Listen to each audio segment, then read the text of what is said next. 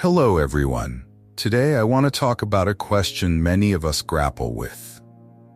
How can we enjoy life, spend money wisely, and still maintain our moral character? It's a topic that touches on ancient wisdom and modern challenges. Let's explore this together through the lens of Stoicism, while also taking inspiration from Epicureanism and even Nietzsche. The false promise of pleasure. Over the past decade, Stoicism has found its way into popular culture, and for good reason. Many have realized that the pursuit of pleasure, always chasing luxury and avoiding discomfort, doesn't lead to lasting happiness. Here's the reality. Chasing pleasure can be expensive. A life centered around indulgence risks ruining both your wealth and your peace of mind. But wait, Stoicism doesn't demand you live like a monk.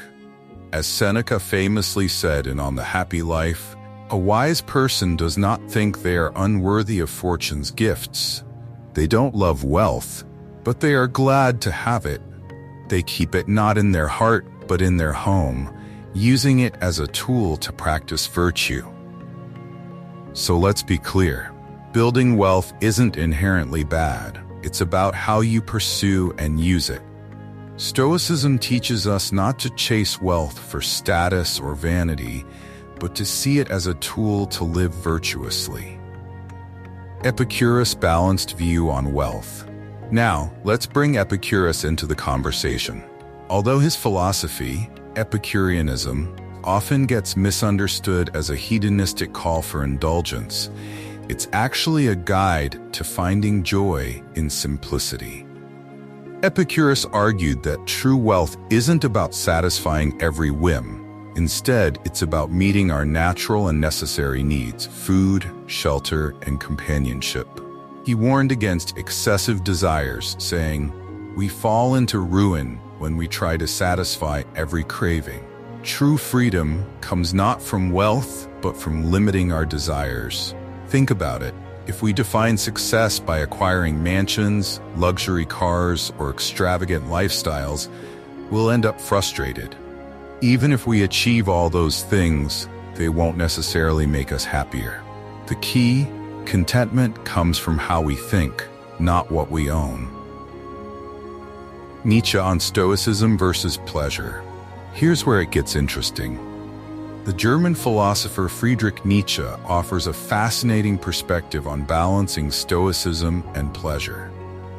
In The Gay Science, he suggests, for those who live in turbulent times, Stoicism is essential, like armor for the soul. But for those fortunate enough to enjoy stability, embracing pleasure with moderation is a wiser choice. This duality makes sense, doesn't it?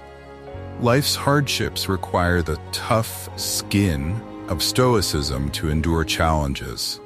But does that mean we should deny ourselves joy altogether? Nietzsche says no. Finding balance in everyday life. Here's the practical takeaway. Practice Stoicism to build resilience. Life will throw challenges your way, and you need the mental fortitude to face them. Embrace simple pleasures. These are life's true treasures. Reading a good book, enjoying a meal with friends, or spending time in nature. Seek balance, not extremes. Don't let your stoic armor become so rigid that you miss out on the joys of life. Remember, happiness isn't about having everything. It's about appreciating enough. My friends, whether you lean toward the Stoics like Seneca or take inspiration from Epicurus, the message is the same. Live intentionally. Spend wisely. Enjoy the present. And above all, cultivate virtue, for it is the foundation of a truly meaningful life. So how will you strike your balance today?